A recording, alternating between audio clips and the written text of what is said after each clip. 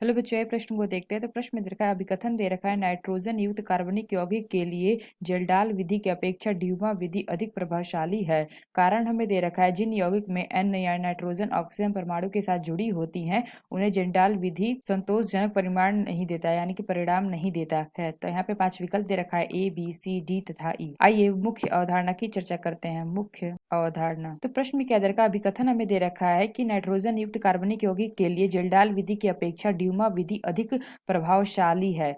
तो यहाँ पे अगर हम देखें तो ये जो हमें अभिकथन दे रखा है, यह अभिकथन हमारा सही है। तो इसमें अगर हम देखें तो जो हमारा नाइट्रोजन युक्त कार्बनिक यौगिक के लिए दोनों विधि का यूज होता है। यानी अगर हम देखें नाइट्रोजन युक्त कार्बनिक यौगिकों के लिए दोनों विधि का उपयोग होता है। तो यहाँ पे हमसे क्या पूछा है, कौन सा हमारा अधिक प्रभावशाली है। तो यहाँ पे हमें दे रखा है कि जेल्डाल विधि की अपेक्षा ड्यूमा विधि अधिक प्रभावशाली है। यानी अगर हम देखें तो जो हमारी ड्यूमा विधि है वो हमारी क्या ज्यादा बेहतर है जेल्डाल विधि की अपेक्षा। तो ऐसा क्यों होता है, तो इसका कारण यह है कि जो हमारी ड्यूमा विधि में हमारा क्या होता है, जो हमारे ड्यूमा विधि को हम आसानी से यूज करते हैं, यानी कि प्रयोग करते हैं, यानी कि आसानी।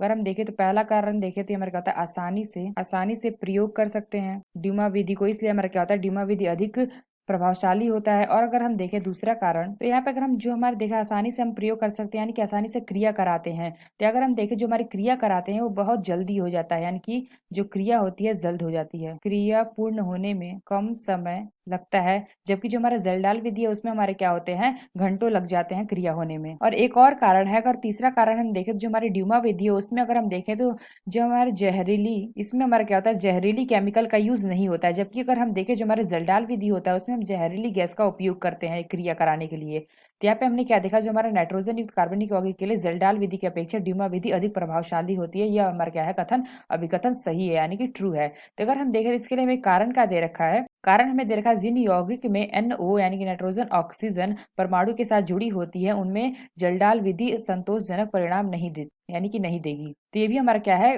कारण हमारा सही है। तो जो हमारा जलडाल विधि होता है उसमें नाइट्रोजन को यानी कि नाइट्रोजन में परिवर्तन करना होता है। तो नाइट्रोजन से हम क्या करते हैं, अमोनिया सल्फेट में परिवर्तन करते हैं। तो अमोनियम सल्फेट में परिवर्तन के लिए यौगिक में हमारा क्या नहीं होना चाहिए, नाइट्रो ग्रुप। अगर हम देखें तो इसमें यौगिक में हमारा क्या क्या नहीं होना चाहिए, तो हमारा नाइट्रो ग्रुप नहीं होना चाहिए, यानी कि NO2 ग्रुप नहीं होना चाहिए, और हमारा एक क्या होना चाहिए, एजो ग्रुप भी नहीं होना चाहिए। यानी ये हमारे क्या होते हैं, यौगिक में नहीं होने चाहिए।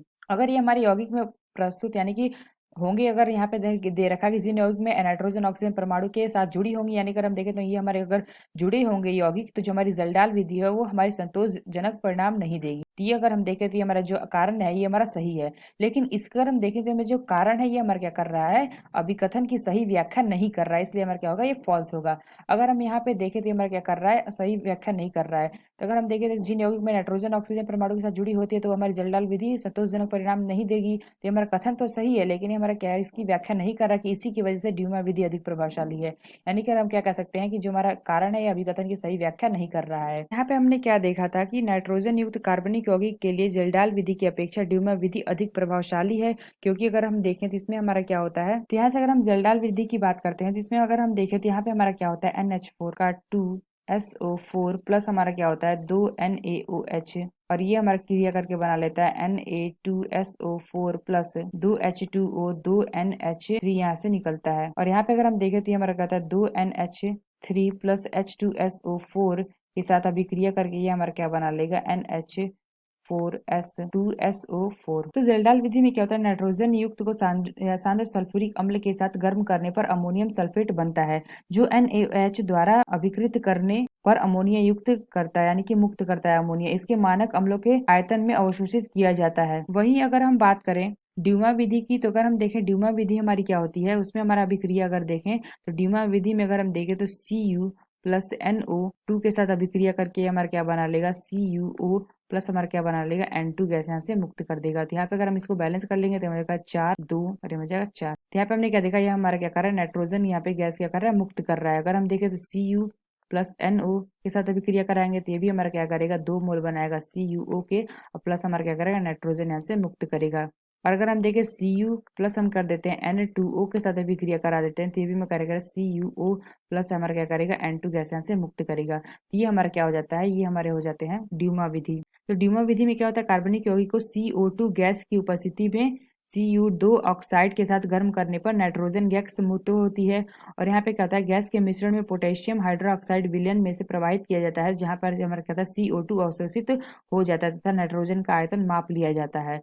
तो यहाँ पे हमने क्या देखा, जो हमारा ड्यूमा विधि है इसमें अगर हम देखें तो ये हमारा आसानी से प्रयोग कर सकते हैं इसका, और इसमें क्रिया करने यानी कि पूर्ण होने में कम समय लगता है। जबकि हमारा क्या होता है, जो हमारा जलडाल विधि होता है इसमें हमारा क्या होता है, समय ज्यादा लगता है। यानी कि अगर हम देखें तो इसमें हमारा क्या होता है, समय ज्यादा लगता है। अगर हम देखें जो हमारा ड्यूमा विधि है इसमें हमारा क्या होता है, समय कम लगता है। और यह आसानी से हम इसका प्रयोग भी कर सकते हैं, यानी ये क्रिया आसानी से करा सकते हैं। तो यहाँ पे हमने देखा जो हमारा अभिकथन दे रखा है और कारण दे रखा है, दोनों हमारा क्या है, यानी कि अगर हम देखें जो हमारा अभिकथन ये हमारा सही है, लेकिन हमारा कारण क्या है, ये हमारा गलत है। यानी हमने क्या देखा, हमारा कारण हमारा सही है कि अगर किसी यौगिक में NO परमाणु के साथ जुड़ी हुई यानी कि जुड़ी होती है तो हमारी जलडाल विधि संतोषजनक परिणाम नहीं देता है। तो ये हमारा कथन तो सही है, लेकिन अगर हम देखें तो इसके लिए अगर हमारा देखें इसके लिए हमारा कारण यानी कि कारण सही व्याख्या नहीं कर रहा है। इसी की वजह से ड्यूमा विधि अधिक प्रभावशाली होती है। यानी कि हम क्या कह सकते हैं कि जो हमारा कारण है वो अभिकथन की सही व्याख्या नहीं कर रहा है। तो आइए अपना विकल्प देखते हैं कौन सा विकल्प सही है। तो पहला में कह दे रखा है A और R दोनों सत्य है और R हमारी एक ही सही व्याख्या कर यानी कि है। यानी कि हम देखें तो ये हमारा विकल्प हमारा गलत होगा, क्योंकि अगर हम देखें तो R हमारी एक ही सही व्याख्या नहीं कर रहा है। तो बी कह दे रखा है A और R दोनों सत्य है, लेकिन R हमारी एक ही सही व्याख्या नहीं है। तो यहाँ पे हमने देखा बी विकल्प हमारा सही होगा कि A और R दोनों हमारे सही है, लेकिन हमारा जो R है ये हमारी एक ही सही व्याख्या नहीं कर रहा है, इसलिए ये विकल्प हमारा सही होगा, यानी बी विकल्प हमारा सही होगा। तो आशा करते हैं आपको समझ में आया होगा। धन्यवाद।